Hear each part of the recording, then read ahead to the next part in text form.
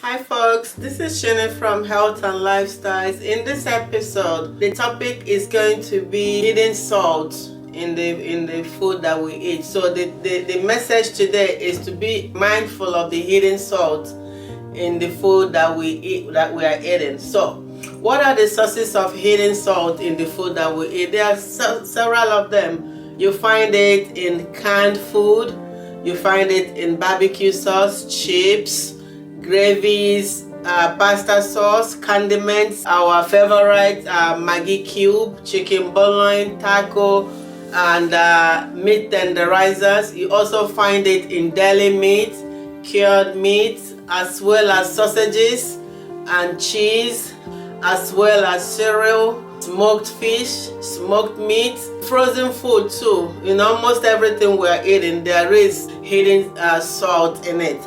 Remember, salt is also known as sodium. So when you go pick up any food, actually look at the content. Look at the content of the food. You're gonna see sodium, the amount of sodium in it. Target to pick the one that have the least amount of sodium in it. Remember, these are hidden sources of salt, which means we don't know that there is salt in it. And when we are cooking, we go ahead and put even more salt in the food we're eating, in addition to the hidden source. So eventually, this means that we are actually eating more salt than the daily recommended amount.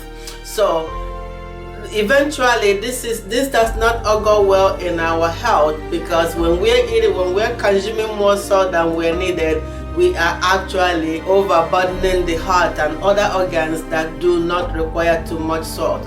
So folks, this is the message today. Be mindful of other sources of salt that you are using when you're cooking. For instance, we cook with a lot of Maggi cube and chicken bouillon. We don't even remember that is salt. So those has to be accounted for when you're making your meal, so that you don't put too much salt in it.